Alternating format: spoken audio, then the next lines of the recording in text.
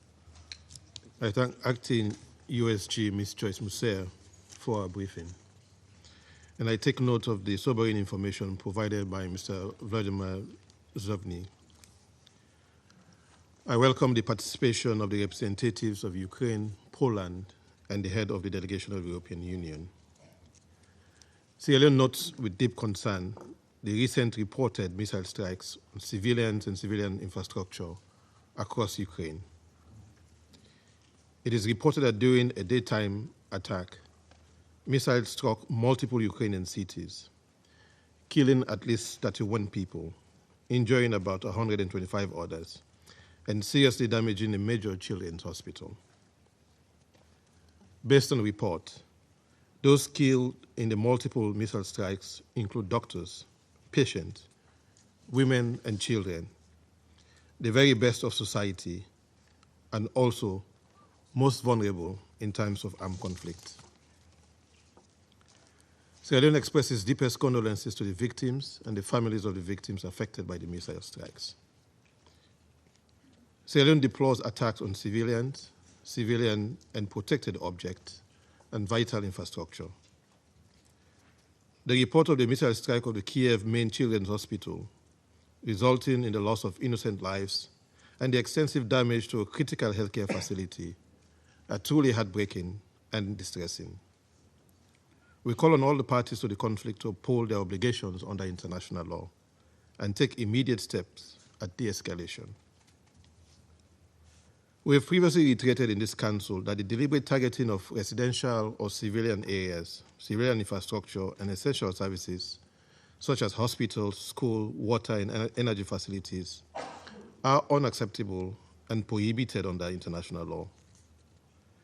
It poses a significant threat to the safety and well-being of the most vulnerable and protected populations, violating the basic tenets of humanity and the principles of international humanitarian law. The devastating impact of these strikes on civilians, including women and children, is a stark reminder of the urgent need for the violence to end and a renewed commitment to protecting civilian lives and infrastructure in conflict zones. It also begs for independent investigations aimed at accountability. We call on all involved parties to exercise restraint and take all necessary measures to avoid further civilian casualties and damage to critical infrastructure. The protection of civilians must be paramount in any conflict, including the conflict in Ukraine. Ensuring that the parties to the conflict maintain the safety of civilians must be the utmost collective priority of this Security Council. Let me therefore close, Mr. President, by urging all parties to prioritize the protection of civilians and critical infrastructure, including hospitals, to ensure essential services for the well-being and stability of civilians. The involved parties must choose and prioritize peace. Peace is made not between friends, but between parties in a state of disagreement. Peace can also not be left to chance. Sierra Leone therefore reiterates its call for meaningful steps to be taken towards the immediate cessation of the hostilities and for constructive and inclusive diplomatic efforts to achieve a just and lasting resolution of the conflict. In taking this important step, we call for the full respect for the Ukraine's sovereignty, unity, and territorial integrity within its internationally recognized borders, and for the legitimate concerns of all parties to be taken into account. I thank you. Я благодарю Сьерра Leone за их заявление и предоставляю слово Алжиру. سيد الرئيس، أود في البداية أن أعرب عن شكري لوكيلة الأمين العام بالنيابة للشؤون الإنسانية ومنسقة الإغاثة في حالة الطوارئ السيدة جوس سويا على إحاطتها، كما استمعنا لإحاطة السيد فولوديمير زوفنير. تعرب الجزائر مرة أخرى عن قلقها البالغ إزاء التصعيد المستمر للتوترات الناجمة عن العمليات العسكرية في روسيا وأوكرانيا. للأسف لا يزال المدنيون هم الطرف الذي يتحمل العبء الثقيل لهذا التصعيد المستمر، كما أن الوضع الإنساني المزري هو أيضا مصدر قلق عميق يتطلب التزاما واضحا من كلا الطرفين لمعالجته. ونحن نجتمع مرة أخرى لمناقشة الوضع المقلق على الميدان. لم نرى بعد as we meet again to discuss this alarming situation on the ground, we still see no signs of a de-escalation. In this context, allow me to share the following comments. First of all, it is essential to give due priority to diplomatic efforts to address the very serious humanitarian crisis in Ukraine in a comprehensive manner. It's going to be achieved through a clear commitment by all parties to de-escalation and respect for the UN Charter and international law, in particular international humanitarian law. Secondly, the logic of confrontation has never yielded a solution to disputes. Instead, its place must be taken by restraints, dialogue, and negotiations based on the principles of inclusiveness and a peaceful settlement of disputes. The use of weapons will only lead to more lives lost, including amongst civilians and especially children. This will bring more suffering to the population, it will bring the destruction of infrastructure, and will raise the risks of pushing back a solution to the conflict. Algeria reiterates its commitment to support all efforts aimed at achieving peace and at laying the foundation for a sustainable, peaceful solution to this crisis. Thirdly, the polarization resulting from this crisis is a source of grave concern for Algeria.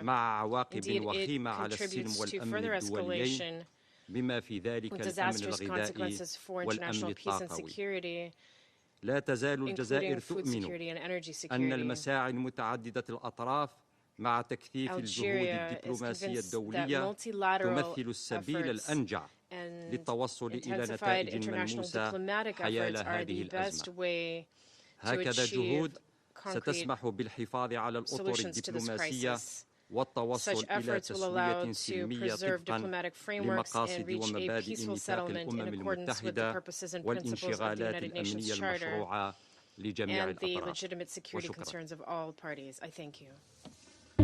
Я благодарю Алжир за I их thank заявление и Algeria for the предоставляю слово statement, and I Мальте. give the floor to Malta. President, I would like to thank Acting USG Masuya and Mr. Jovenir for their briefings. As has been the case for previous sessions, large-scale Russian aerial attacks continue across Ukraine, with a sustained targeting of essential infrastructures causing more death, destruction, and trauma. Yesterday, the Russian Federation launched another wave of deathly strikes across several regions in Ukraine. At least 40 long-range missiles were fired at targets across the country, killing dozens and wounding over 150. The Ahmedit Children's Hospital, Ukraine's largest children's hospital, and the main treatment center for the children in the country for children with cancer, was also hit during these attacks. 12 departments were damaged, and a section of Ukraine's only oncology and hematology laboratories were completely destroyed. Power, oxygen, and water supplies have been lost, and people were trapped under the rubble. The exact number of victims is still unknown. The Isida Maternity Hospital, located in Ukraine's capital, was also severely damaged due to the falling debris. The hospital counts with 27 sources of ionizing radiation and is a beneficiary of the IAEA's Technical Cooperation Program. This missile attack not only endangers lives, but also constitutes a violation of the IAEA's core principles and values. We express our condolences to the families who are enduring the unbearable loss of their loved ones and wish a speedy recovery to those injured due to these ruthless attacks across Ukraine. Health and educational facilities must always be protected to ensure uninterrupted delivery of health and education services to all people in Ukraine. Attacks on civilians and civilian objects must stop. That should be at the center of our efforts. International humanitarian and human rights law must be respected at all times. Malta condemns in the strongest possible terms these attacks. We reiterate our call to immediately cease all attacks against hospitals, residential buildings, and critical infrastructure in Ukraine, and for all parties to adhere to their obligations under international law, including international humanitarian law. Yesterday's events took place against the background of Russia's launch of its new military offensive in the Kharkiv region. According to the WHO, there are reports of 18 deaths and 81 injuries from more than 175 attacks on healthcare infrastructure in Ukraine for the first half of 2024. These attacks have similarly endangered the lives of thousands of children, healthcare workers, and civilians, including the already vulnerable population, not least the elderly, children, and people with disabilities. Malta reiterates that the perpetrators of these actions must be held accountable for the damage done. We express our full support to the mandate of the International Criminal Court, the Independent International Commission of Inquiry on Ukraine, as well as to the register of damage caused by the aggression of the Russian Federation against Ukraine, and the work on the establishment of a future compensation mechanism. In closing, Malta reiterates that the only path to a comprehensive, just, and lasting peace and an end to the suffering being inflicted on innocent Ukrainians is for Russia to immediately, completely, and unconditionally withdraw all its troops and military equipment from the entire territory of Ukraine within its internationally recognized borders. I thank you. Я благодарю Мальту за их заявление и предоставляю слово Мозамбику.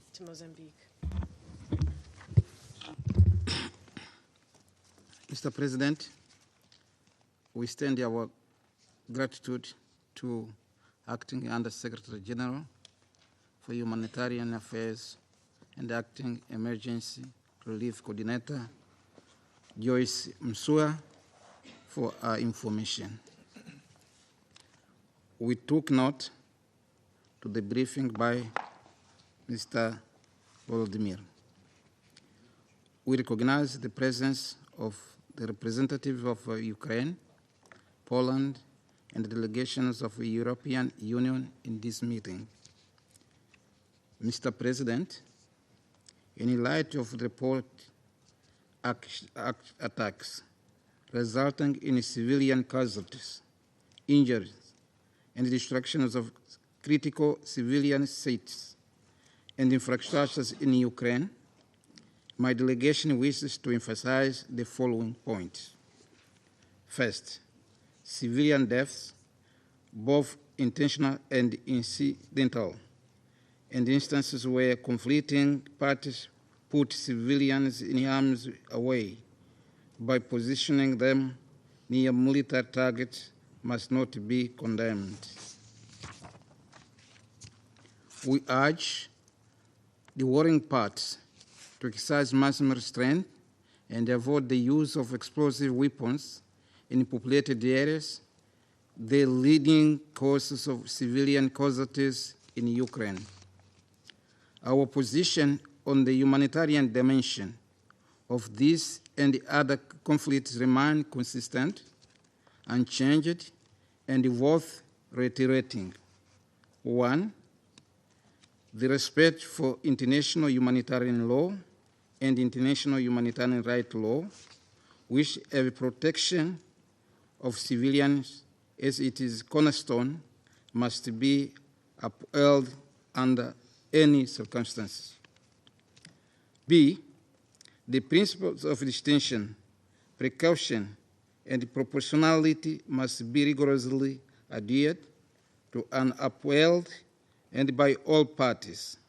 Warring parties must assess whether civilian harm is likely to be excessive compared to the concrete military advantage anticipated. All parties must facilitate full, safe, rapid, and unhindered access for humanitarian personnel and relief to civilians in need. Mr. President, ultimately, ending this conflict is the most crucial step to address its man-made humanitarian consequences. To achieve this, we urge the parties to immediately cess hostilities, resume direct negotiations without preconditions, and engage in a dialogue in good faith. Mr. President, let I seize the opportunity to recommit to the UN as EDO platform to start genuine dialogue towards a negotiated settlement aimed at bringing this conflict to a just, comprehensive, and lasting peace that addresses its root causes and upholds the Charter. I thank you, President. Я благодарю Мозамбик за их заявление и сейчас предоставляю слово Гаяне. Thank you, Mr. President.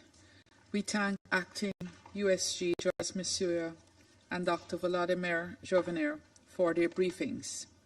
We welcome the participation of the representative of Ukraine, Poland, and the European Union in today's meeting. We also extend our condolences to the government and people of Ukraine, including the families and loved ones of those who were killed yesterday, and wish for the speedy and full recovery of those injured. Mr. President, Guyana is extremely alarmed by the continued attacks against civilians and civilian infrastructure since the start of this war. The attacks have claimed the lives of more than 11,000 civilians, including women and children, and continue to destroy objects indispensable to their survival.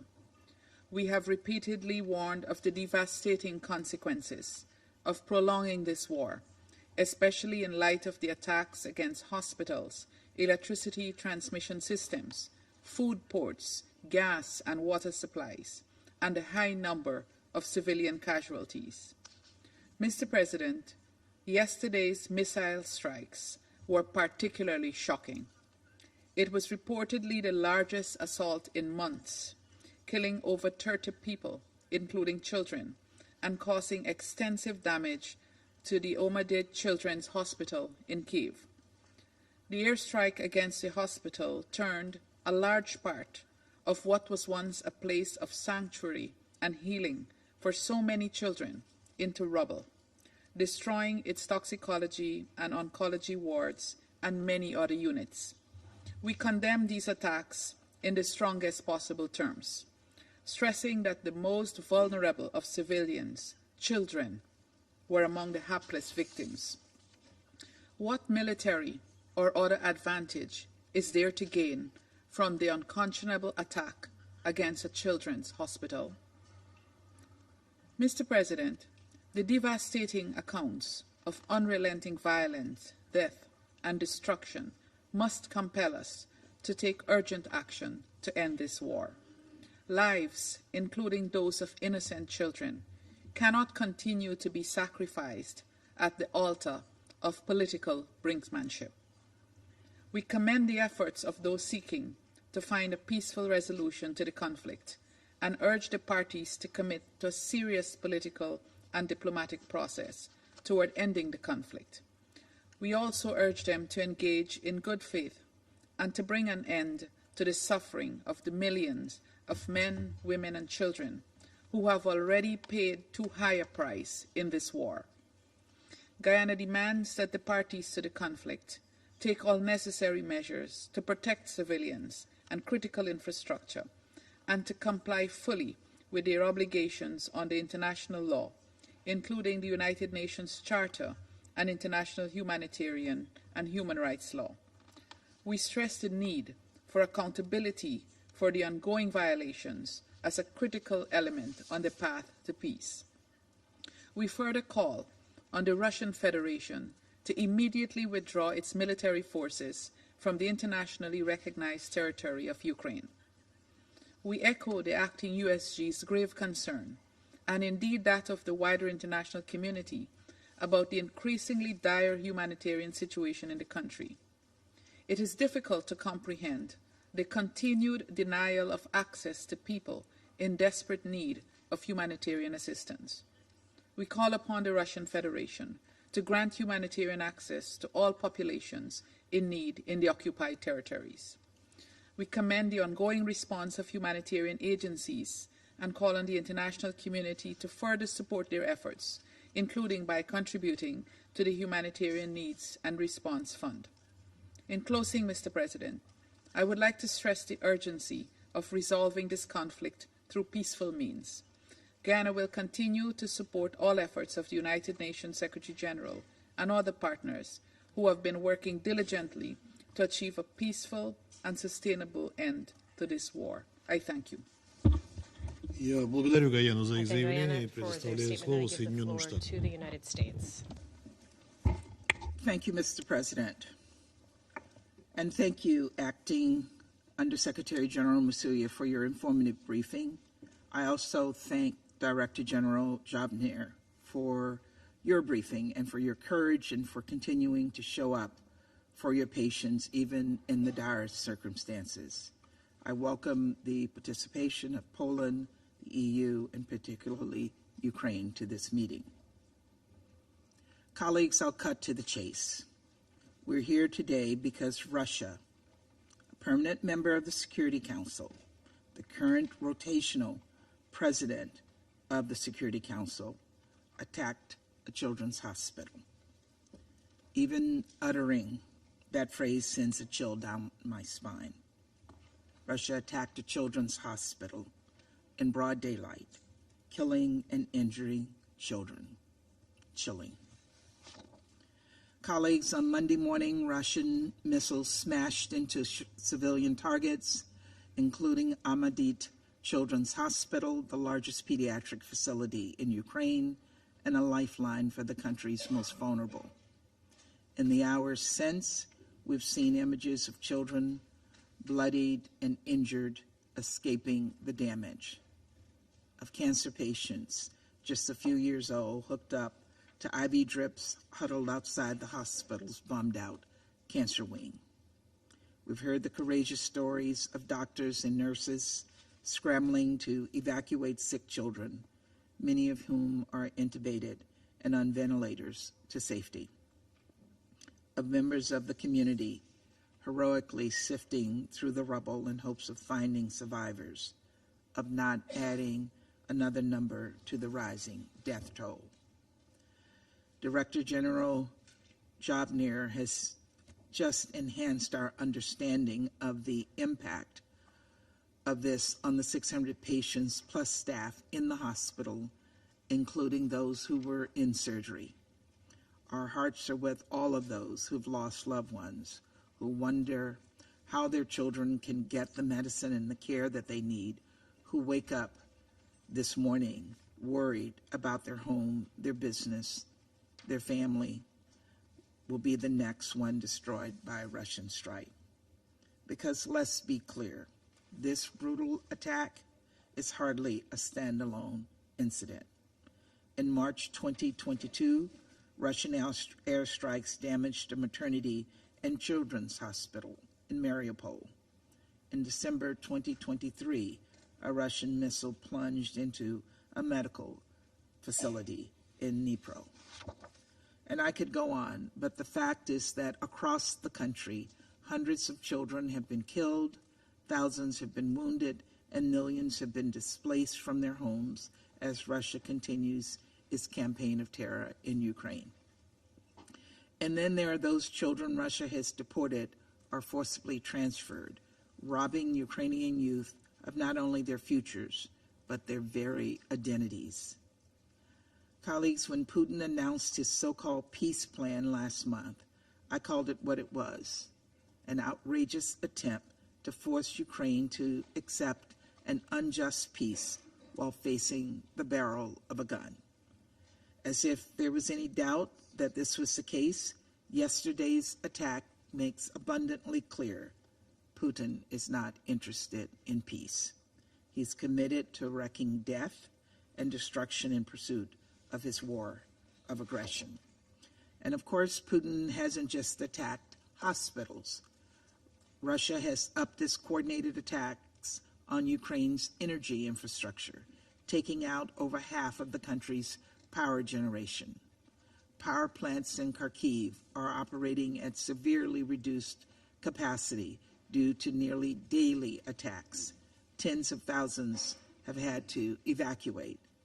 This is a deliberate and cruel effort to leave millions of Ukrainians without heat this winter.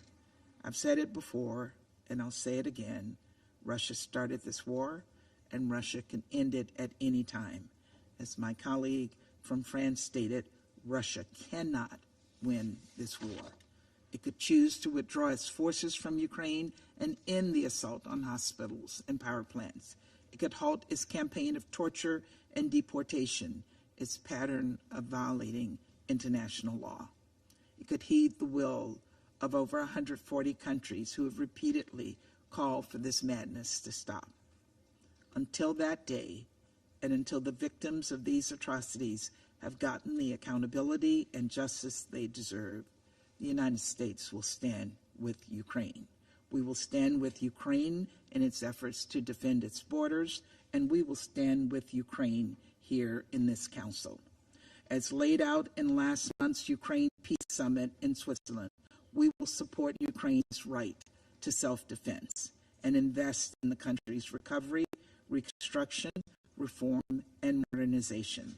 And we will uphold the principles of the UN Charter, including respect for sovereignty, political independence, and territorial integrity.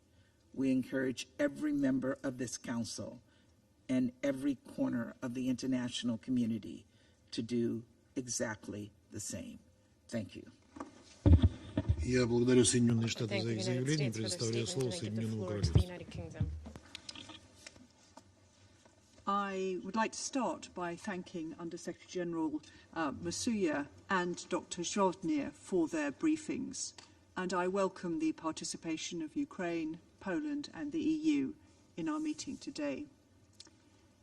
I offer the UK government's deepest condolences to Dr. Zhovnir and the victims of Russia's latest appalling airstrikes across Ukraine, and to their families and their loved ones.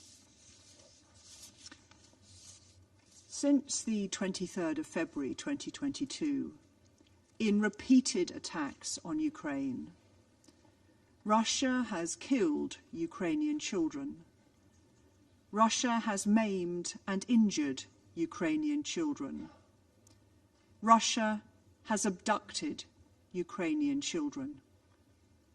And yesterday, Russia came back for wounded and sick children in Okhmatit Hospital. This is cowardly depravity, and this must stop. I visited Okhmatit Hospital last December. It's become a refuge for children injured in attacks across Ukraine. I saw for myself the dedication of Dr. Zhovnir and his staff and the care they provide. I met 2 young girls among many who were resolutely learning to walk again with prosthetics. One had been injured in Russia's attack on Kharkiv. The other in Russia's attack against Kramatorsk railway station. Colleagues, intentionally directing attacks against civilians and civilian objects constitutes war crimes. The ICC has already issued arrest warrants for the Russian president, former defense minister, the chief of the general staff, and the Commissioner for Children's Rights for suspected war crimes. Since the 23rd of February 2022, Russia has violated the UN Charter and repeatedly breached international humanitarian law. Its conduct is a disgrace to the Security Council and especially to the President's seat. Colleagues, we must join together to condemn Russia's actions and stand foursquare behind the UN Charter and its guarantees of sovereignty and territorial integrity, and behind international law and international humanitarian law. For our part, the UK, together with our partners, will continue to ensure Ukraine is able to defend itself from these barbaric acts of violence, as confirmed by my Defence Secretary this weekend in Odessa, where he announced new military aid for Ukraine's defence. At the NATO summit this week, we will demonstrate our resolve to support Ukraine for as long as it takes. We will also work to ensure accountability and justice for the Ukrainian people. And we will support Ukraine to secure a just and lasting peace in line with the UN Charter. I want to commend the exceptional resilience of the Ukrainian people, and in particular to pay tribute to the Ukrainian emergency services, especially over the last 48 hours. I also express my admiration for the doctors and other hospital workers at Okhmatdit and for their patients. In conclusion, I call on Russia again to end its aggression against Ukraine and immediately, completely and unconditionally withdraw all its forces from Ukraine's internationally recognized borders and stop killing Ukrainian children. Thank you. Я благодарю Соединенное Королевство за их заявление и предоставляю слово Японии. And I now give the floor to Japan. Thank you, Mr. President. I thank Ms. Musuya and Mr. Zovna for their detailed briefings. Today, we have come together once again to confront the grim reality caused by the escalating attacks by Russia across Ukraine. According to the reports, a barrage of Russian missiles across Ukraine caused serious damage and many casualties, including at a pediatric hospital in Kiev, where many young, innocent children are hospitalized. Japan condemns Russia's attacks against civilians and civilian infrastructure across Ukraine in the strongest terms. We express our deepest condolences to those who lost their loved ones and hope for the speedy recovery of the injured. In particular, we sincerely wish that the children who should be receiving treatment will get prompt and appropriate care. We are deeply frustrated that we must be once again updated on the numerous and increasing civilian casualties resulting from the clear violation of the UN Charter by a permanent member of the Security Council. Russia's unprovoked war of aggression against Ukraine has led to the death and injuries of countless innocents, continuing to worsen the humanitarian crisis on the ground. Since the beginning of Russia's aggression, so many children who should be the future of Ukraine and the future of the world have been mercilessly killed and maimed. According to the annual report on children and armed conflict in 2023 alone, the UN verified the killing of 80 children and maiming of over 330 children. It is also recorded that over 200 schools and 90 hospitals were attacked. It is unfathomable that these figures do not represent the whole scale of impact on children. We must never forget child abductions by Russia as well. They should be returned home and be united with their loved ones immediately. My delegation is absolutely enraged by Russia's continuous disregard for international law, including international humanitarian law. Attacks targeted against civilians and civilian objects are clearly prohibited by IHL. The international community will not tolerate impunity for those responsible and perpetrators of violations of IHL, and all other heinous acts must be identified and held accountable. Once again, we reiterate our clear position to urge Russia to cease its aggression and immediately and unconditionally withdraw from the internationally recognized territory of Ukraine. Japan continues to stand with the people of Ukraine. I thank you. Я благодарю Японию за их заявление. Сейчас я сделаю заявление в качестве представителя Российской Федерации.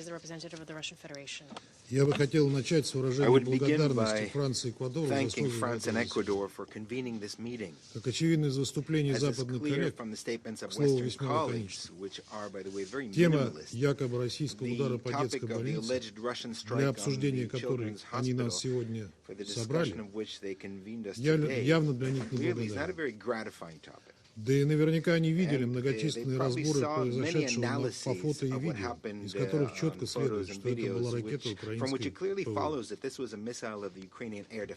Отсюда и чудеса словесной эквилибристики, которые сегодня демонстрируют западные члены Совета Безопасности, любыми словами, любыми способами пытаясь выиграть киевский режим. Для нас же это заседание возможность рассказать правду. Однако правда, как известно, наших западных коллег не интересует, и они в лучших традициях провокаций в Буче или с Мариупольским госпиталем, о котором сегодня упоминалось, пытались выдать желаемое за действительное, осуждая якобы целенаправленный удар ВКС России по детскому медицинскому учреждению. Лукавство подобной тактики видно невооруженным глазом, ведь это сразу же подметили сами украинцы. Благо видеозаписи попадания по больничному комплексу быстро появились в интернете и перечеркнули все потуги киевских и западных пропагандистов. Вот ссылки на наиболее популярные, по наиболее полной публикации. Это QR-код. А вот что по горячим следам опубликовали украинские телеграм-каналы, остающиеся сейчас единственным источником нецензурируемой украинской властью информации для своих соотечественников. Цитирую. Банковая, офис президента, спустила всем темник публиковать и разгонять только детскую клинику Охмаддет, чтобы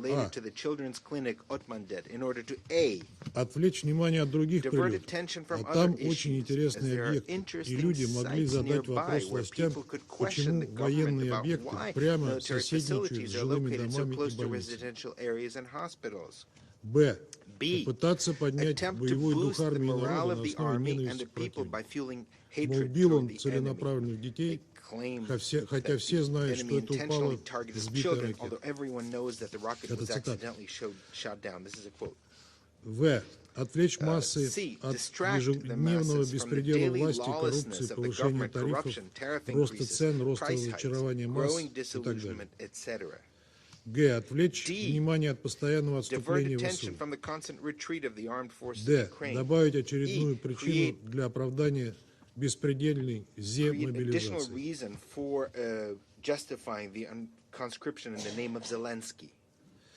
Е. Хайпануть медийно в западной прессе перед саммитом.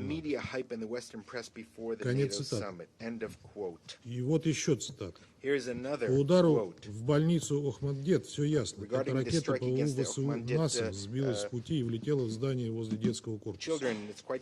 Западные средства ПВО также часто ошибаются. Скорее всего, в воздухе она потеряла цель и захватила тепловой сигнал от больницы, перепутав цель. Также было, когда ПВО ВСУ ударило по Польше и трактор убив поляк. От ракеты X-101 было бы намного больше урона у здания, в которое оно попало. Мы постоянно пишем, что ракеты ПВО ВСУ часто сбиваются с пути. Таких трагедий было множество до этого, и Банковая, то есть офис президента, постоянно врала людям, что это русские бьют специально в жилые дома.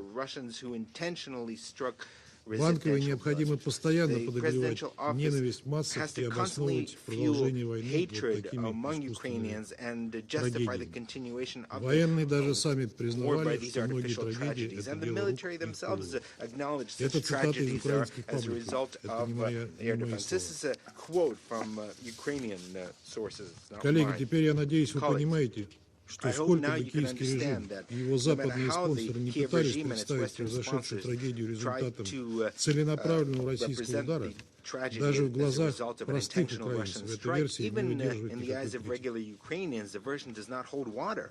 В этих условиях крайне These сожалею, что в conditions, грязную пропагандистскую we кампанию Киева и его really сообщества regret that the оказался council втянут has Совет been drawn Безопасности. into this dirty propaganda campaign of Kiev and Хотели бы its задать betters. господину Жовнеру вопрос, как он, выйдя на улицу, понял, что больница подверглась именно российскому удару. Кто предоставил ему такие данные, которые противоречат правде и здравому смыслу? Понимает ли он, что если бы это была российская ракета, от здания бы ничего не осталось? И дети, и большинство взрослых погибли бы, они были бы ранены. Но судя по темному экрану, мы вряд ли услышим ответ на этот вопрос от господина Жовнера. Screen has been darkened. I don't think we'll hear an answer from Mr. Jovnir. Мы неоднократно говорили, что Россия не наносит удары по гражданским объектам на Украине. Если же говорить об ударах российских ВКС, которые действительно были нанесены по объектам военной промышленности Украины и авиационным базам ВСУ, то одной из целей в Киеве стал Киевский завод имени Артема, одно из крупнейших предприятий концерна «Укроборонпром». Enterprises of the Ukrainian defense industry. Это один из главных производителей авиационных ракет, оружия и боеприпасов, и эта цель, согласно данным объективного контроля и по свидетельствам самих киевлян, была поражена. Поскольку завод находится примерно в 2 километрах от пострадавшей детской больницы Ахмадет, есть все основания полагать, что поразившая его ракета украинской ПВО была предназначена именно для перехвата той российской ракеты, которая попала по заводу.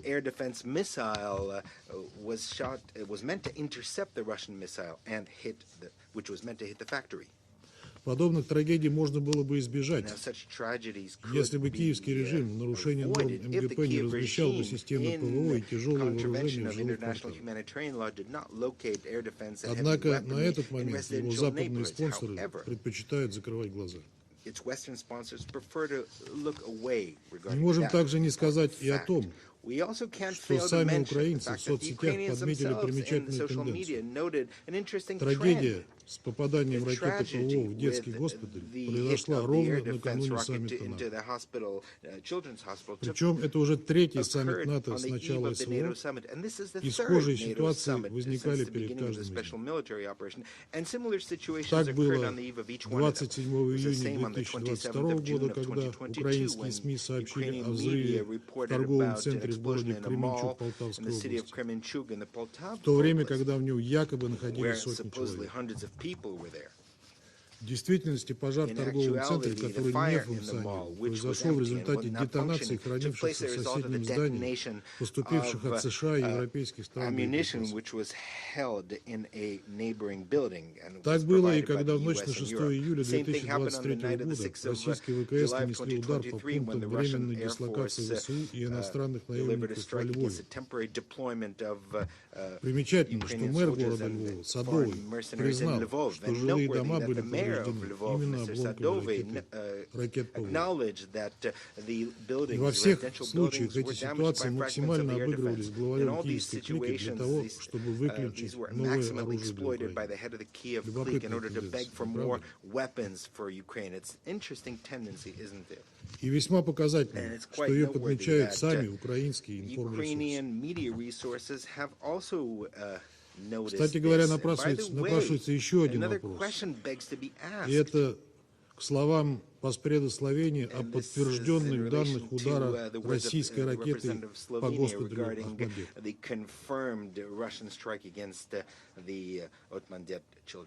На размещенных украинскими пользователями интернета видеороликах видно, как по заводу имени Артема одна за другой, без каких-либо помех и повреждений прилетают 5 ракет ВВС России. Точно так же видно, что без каких-либо повреждений и помех в район детской больницы прилетает одинокая ракета ПВО Украины.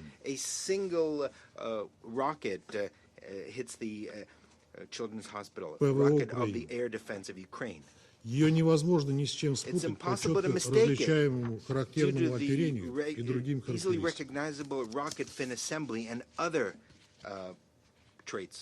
Как так получается, что украинское ПВО пропускает все 5 ударов по заводу, но четко бьет по детской больнице? Ведь, может, представитель киевского режима ответить на этот вопрос?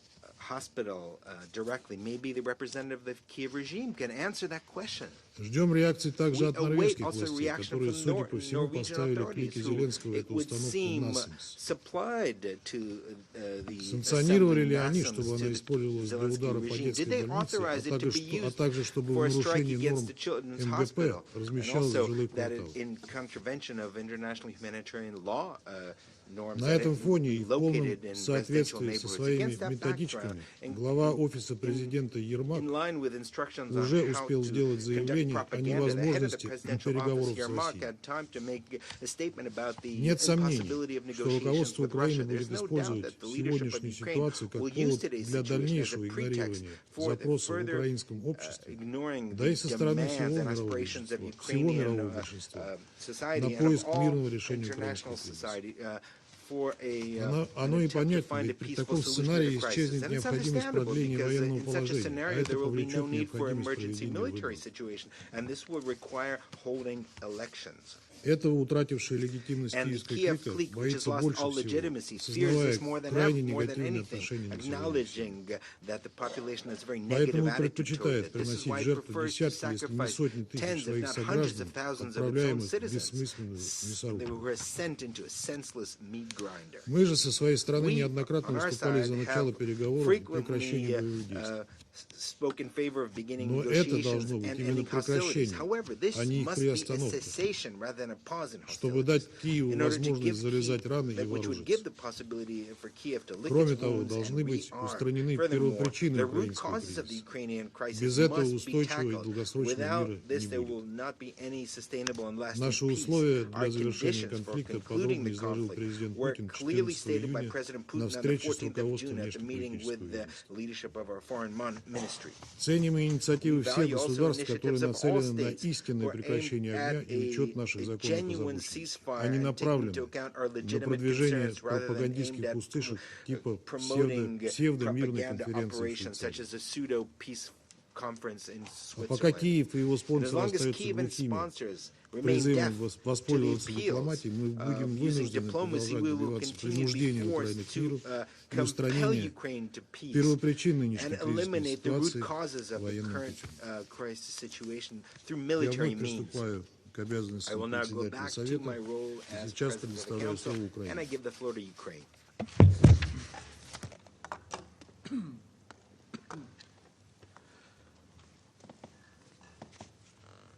Well, distinguished members of the Security Council, I would like to thank all of you who have given words of support and expressed your sympathy following yesterday's barbaric attack against Ukrainian civilians, including children. I would also like to thank Acting Undersecretary General Msuya and Mr. Zhovnir for their comprehensive briefings, revealing the dreadful outcomes of the Russian missile strike. I'm sorry to recognize the representative of the terrorist Putin's regime in the chair's seat.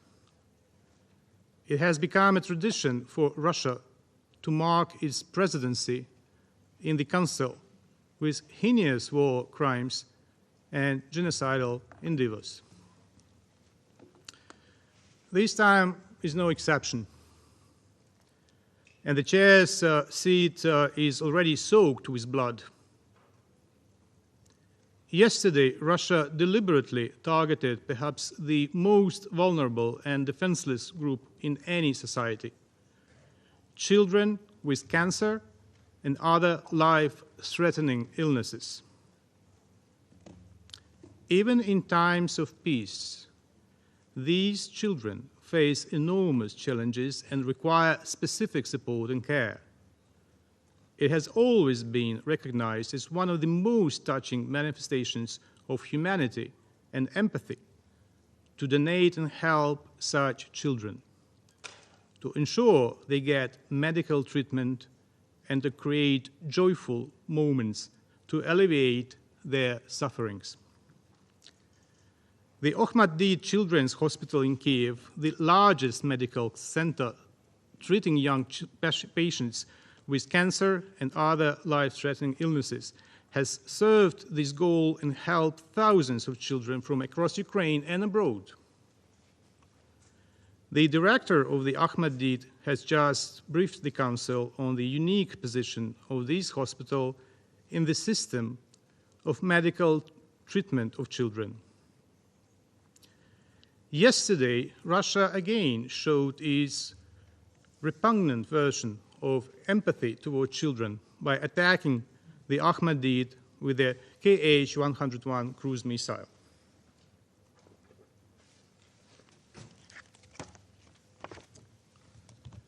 That is slide 1. It's analysis of objective monitoring data on the flight trajectory of the cruise missile on July 8 from 9:40 a.m. to 10:40 a.m. The photo shows the trajectory of the missile from the moment it entered the airspace of Ukraine and the moment it struck the hospital building.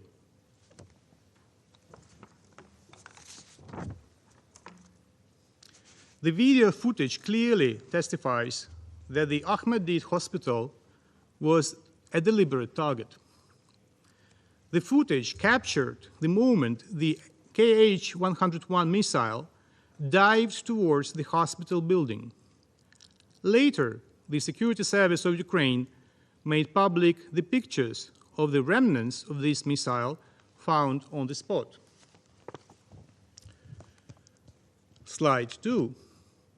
During the inspection of the scene, the investigators of the Security Service of Ukraine and the National Police found and examined fragments and parts of the air missile that struck the hospital. According to the preliminary assessment of military specialists, the specified objects belong to the parts and components of the Kh-101 strategic air-to-ground cruise missile, which is in service with the Russian army and is used by Russian long-range aviation units. The photo on the right below shows the identified fragment of the casing of the Kh-101 cruise missile with part of the serial number displayed .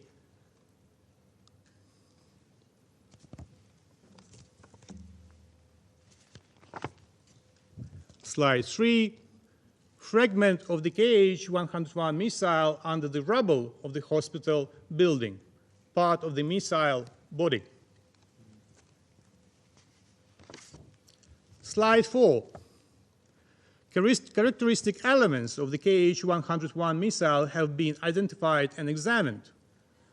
The photo on the left shows a fragment of the wing opening mechanism of the Kh-101 cruise missile. The photo on the right shows a fragment of the Kh-101 cruise missile engine.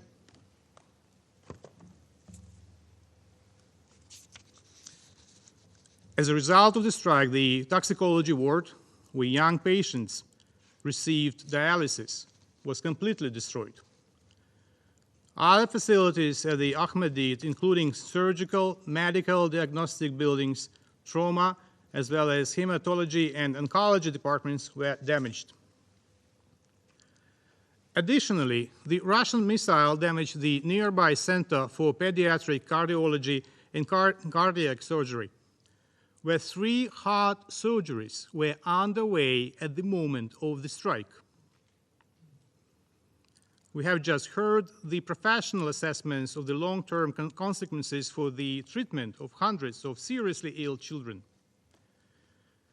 These consequences include both physical harm and distress endured by the patients, as well as the destruction of the medical provision necessary to treat them. Alongside the immediate casualties among the medical personnel and children following the strike, these long-lasting outcomes also constitute a war crime.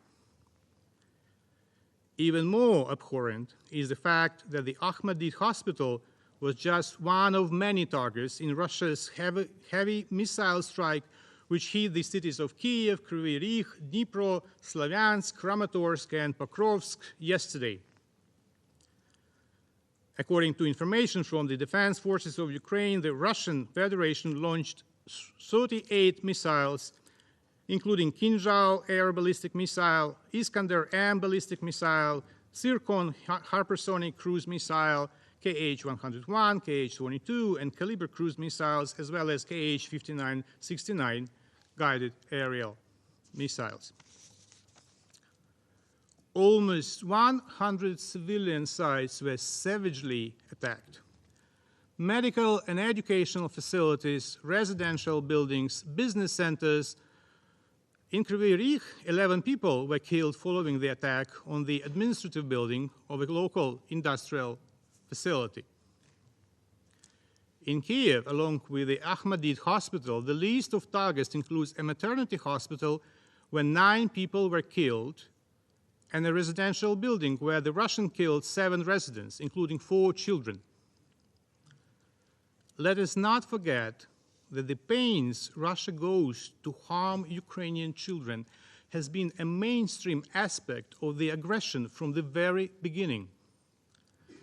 The children who Russia cannot abduct and brainwash, Russia kills. Let us not forget that Russia is kept on the list of shame for the crimes its armed forces have committed against children. Let us not forget that the person sitting today at the head of the table represents a wanted criminal suspected of crimes against children and subject to arrest under the ICC warrant. At least 47 people were killed and more than 190 were wounded following yesterday's strike. Putin's envoy employed his usual tactics of denying reality and blaming Ukrainian air defense. I recall clear footage of the Russian missile approaching the hospital, the scale of the destruction, and the eyewitness accounts. His comments about the possibility to destroy it entirely if Russia supposedly hit are just monstrous. Other Russian propagandists, particularly the so-called Z bloggers, have been more open. Z bloggers are administrators of Russian propaganda channels on social media with hundreds of thousands of followers. Given the specifics of their audiences, they, unlike their colleagues from the Russian diplomatic corps, openly explain the rationale behind the Kremlin's bloody actions. One of them, certain Roman Saponkov, openly stated that the strike on the children's hospital in Kiev would benefit Russia, and I quote, "Such attacks might even be beneficial because an average Westerner might finally have a thought, damn, the same could have happened to us. And the children's center in Kiev looks very much like a hospital in Warsaw. Incidents like these might work in our favor." End of quote. They do not even hide that they are deliberately attacking hospitals. That is exactly what Russians regularly did in Syria from 2015. In April 2016, for instance, they attacked the main health care facility for children in the city of Aleppo. killing 24 civilians.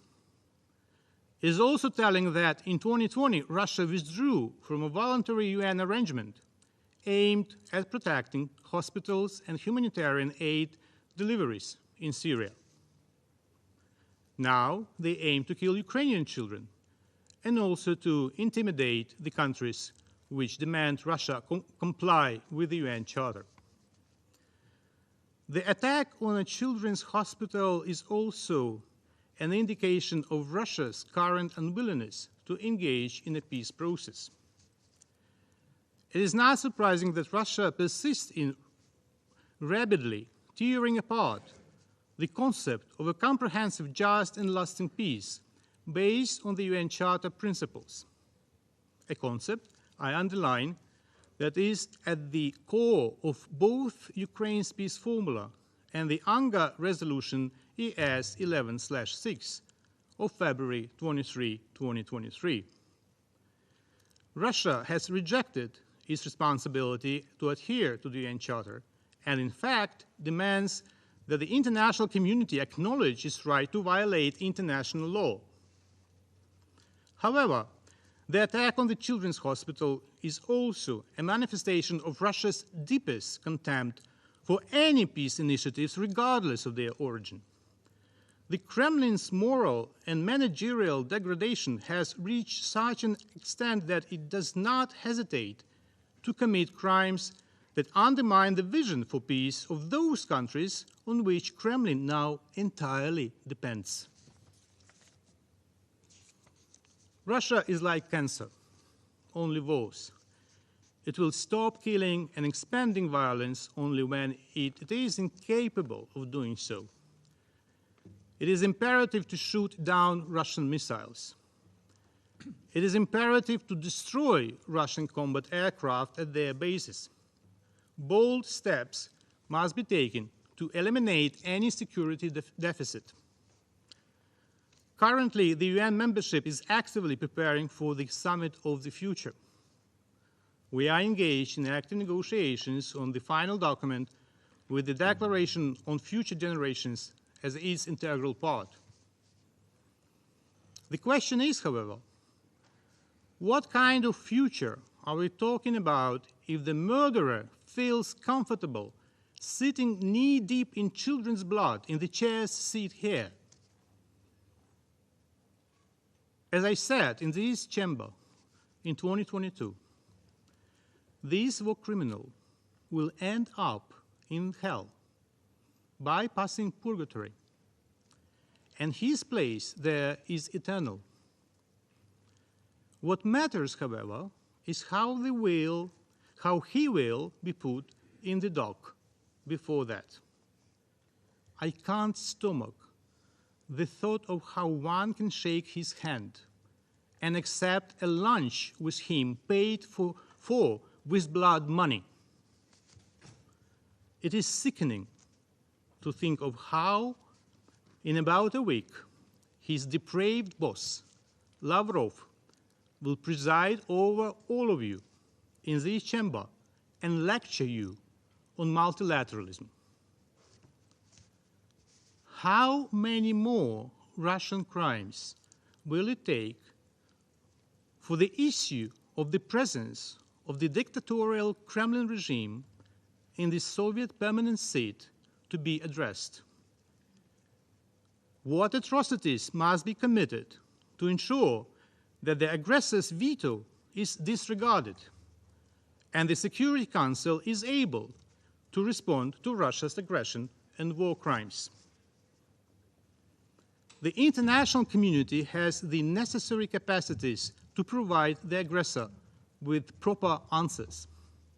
Answers in the only language that any aggressor understands: strong, resolute, and united actions to defend the Charter, to stop its violations, and to ensure accountability for all crimes, including those committed yesterday. I thank you. В соответствии с традициями председательства и traditions of the Council presidency, and purely as the President of the Council, I am compelled to thank Ukraine for their statement, and I now give the floor to the head of the delegation of the European Union to the United Nations.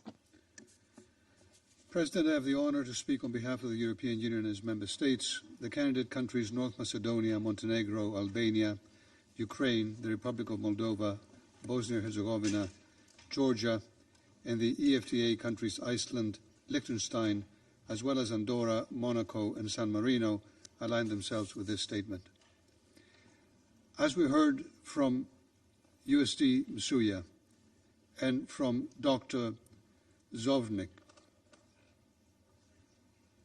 yesterday, several waves of large-scale Russian missile attacks on Ukrainian cities caused at least 40 civilian deaths, including children, and over 150 injuries. The numbers go up every hour. In Kiev, the Okhmadit Children's Hospital was directly hit by a missile, a children's hospital. The images of the aftermath of that attack are devastating.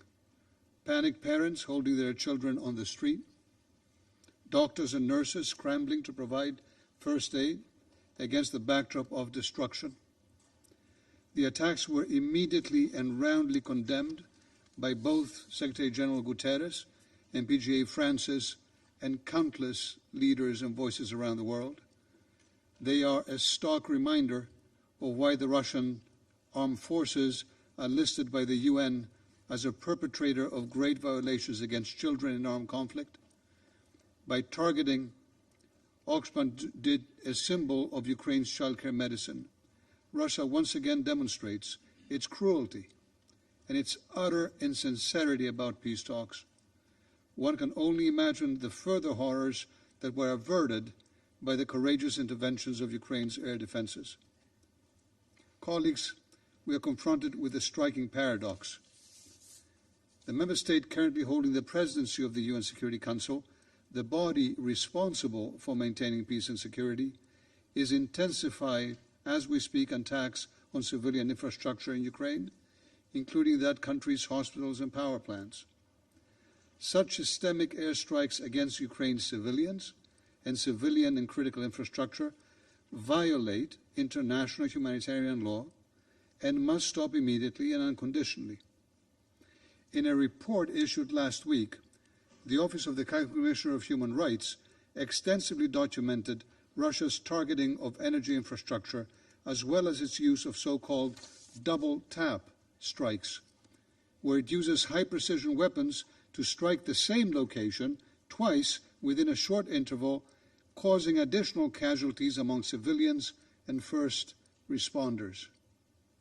These are the facts. These are the facts.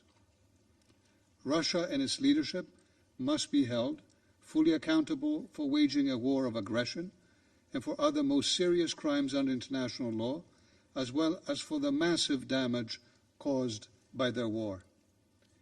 Later this week, the UN General Assembly will vote on a resolution regarding the threats posed to the Zaporizhzhia nuclear power plant and to support the work of the IAEA in ensuring nuclear safety and security in Ukraine. It is the first time in history, that a nuclear power plant, the largest in Europe, has been illegally seized by a foreign aggressor. History matters here. History, including the 1986 Chernobyl disaster, has taught us all the existential importance of nuclear safety and security. Russia's irresponsible actions place all of us at risk. That is why we hope and expect that all UN member states will strongly support this resolution and this initiative for nuclear safety. In closing, I cannot but reaffirm, especially in the aftermath of this inhumane bombings, the EU's unwavering support for Ukraine's independence, sovereignty, and territorial integrity within its internationally recognized borders. The European Union will continue to support both Ukraine and respect for the UN Charter in response to Russia's illegal aggression for as long as it takes. Thank you. Я благодарю Евросоюз за их заявление и сейчас предоставляю слово Польше. Distinguished members of the Security Council, let me start by thanking today's briefers for their remarks and testimony. Just over 3 weeks ago in Bürgenstock, Switzerland, countries gathered to look for the path to just peace in Ukraine. The final document of the conference, signed up to today by 90 countries and international organizations, opens with the following sentence: the ongoing war of the Russian Federation against Ukraine continues to cause large-scale human suffering and destruction and to create risks and crises with global repercussions. Only 24 hours ago, the aggressor sent us the latest chilling reminder of how acutely precise these words are. Russia's unprovoked war continues with unprovoked, indiscriminate attacks against the innocent and the most vulnerable. Excellencies, since the launch of its full-scale military invasion in February 2022, Russian forces have targeted the largest Ukrainian nuclear power plant in Zaporizhia, the largest Ukrainian water dam in Kakhovka, and now, brazenly enough, they took aim at the largest Ukrainian children's hospital in Kiev, with hundreds of young patients seek relief and comfort. The attack was immediately condemned by numerous world leaders, including my country's highest authorities, which were hosting President Zelensky in Warsaw on this very day. It is very important that we also gathered in this chamber to once again deplore the Russia's atrocities, especially during the month it holds Security Council presidency, and to loudly redeclare that under international humanitarian law, hospitals have special protection. It is important for the world to hear the truth about Russia deliberately creating humanitarian catastrophe in Ukraine by this attack and moreover using them as a tool of disinformation campaigns that we heard also today. Poland duly notes that the 2023 Secretary General's report on children in armed conflicts for the second consecutive year correctly identifies Russian armed forces and affiliated armed groups as a parties that commit grave violations. In Ukraine, Russia not only commits such atrocities attacks as one of the children's hospitals in Kiev, but it continues its disgraceful practice of forcible displacement of Ukrainian children. All this violates international law, including Geneva Convention, Genocide Convention, and the Convention on the Rights of the Child, and it constitutes a war crime for which Russia must be held accountable. Children who remain in Ukraine face the risk of death and loss of health and have very limited opportunities for development and education. And let me be clear, saying so, we have in mind not only Ukraine, but the children in every conflict. Our children are targeted victims. Excellencies, according to media experts' estimates, Russia spent as much as $250 million on yesterday's missile barrage against targets in several Ukrainian cities. Instead of spending money on treating its own children, Russia prefers to spend hundreds of millions on killing children in Ukraine. And it's not only about Ukraine.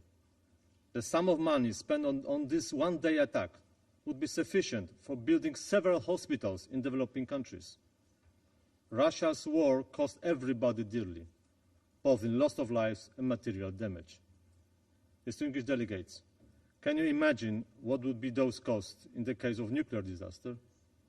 This is why the UN General Assembly will soon vote on the resolution condemning the Russian aggression against Ukraine, which urges Moscow to refrain from its nuclear gamble of illegally occupying Zaporizhia nuclear power plant that puts us all at a great risk.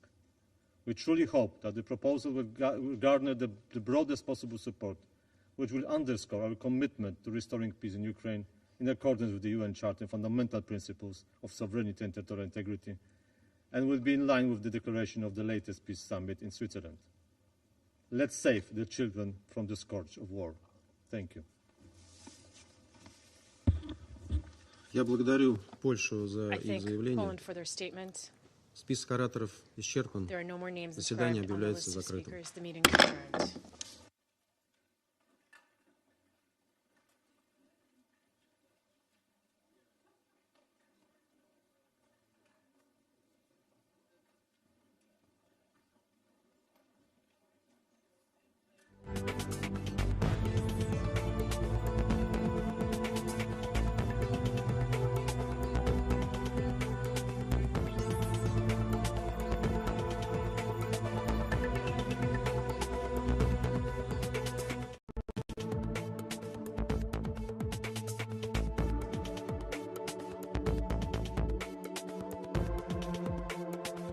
ambassador just showed us multiple photos. What would you expect from the Ukrainian ambassador to demonstrate to you? The stray Ukrainian anti-aircraft missile? Of course, they briefly, hurriedly made their version of events with the demonstration of the debris of some Russian rocket. What else can they say? Will they be willing to recognize it was their missile that hit the hospital? And when he accused me of being immoral, saying that the Russian missile would have destroyed the hospital completely, I don't see what immorality he's referring to, because indeed, if the Russian missile that was targeted to the military object would hit the hospital, then the hospital would be completely destroyed. I mean, I'm not rejoicing at whatever victims or the wounded were in the hospital at the time of a strike. Moreover, that it was the Ukrainians themselves that did it. But you saw that despite the evidence provided to us, 300 people were injured, including 8 children. 2 grown-ups were killed. And I'm not, again, every death is a tragedy, but the scale of destruction is not the one that they're trying to present. And you can see the footage and the photos from the QR code I gave you. I can demonstrate it again, demonstrating how people are gathering around the rubble, strangely passing water through the line, passing the bricks, and looks very ingenious, I would say. I mean, that looks suspicious. Ambassador, the Saudi Arabia announcement today that they would drop European Union bonds if it confiscates Russian assets. Do you have any comment on that? Not yet. I have not seen the announcement by Saudi Arabia. I was distracted by the meeting. I will study. Mr. Ambassador, what do you think about the fact that UN Secretary General abruptly accused Russia of hitting the hospital? Well, you remember I came for a stakeout to discuss the way the UN is commenting on the Russian strikes and the Ukrainian strikes, to compare the reaction.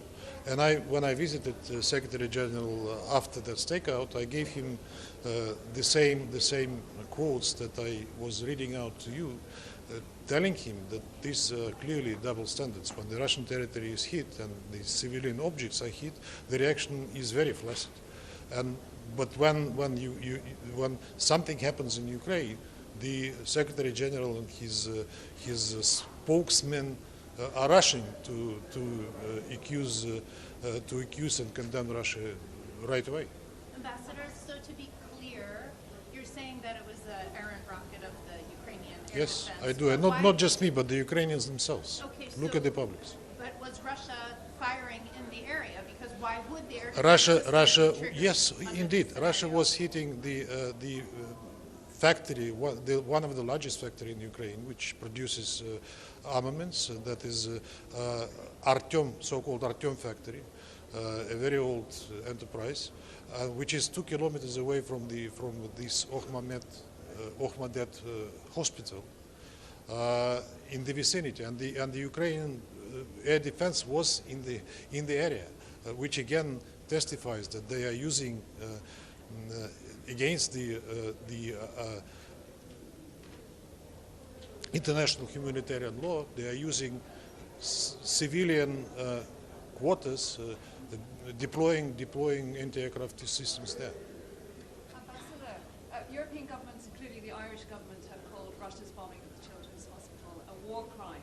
What is your response to that? My response to that I gave many times, including at this stakeout, that we have not bombed the Children's Hospital. And on the Ukrainian ambassador's challenge to the legitimacy of Russia's safety? Well, that's a perennial thing with the Ukrainian ambassador. He cannot cease referring to it. I just ignore his statements, you know that.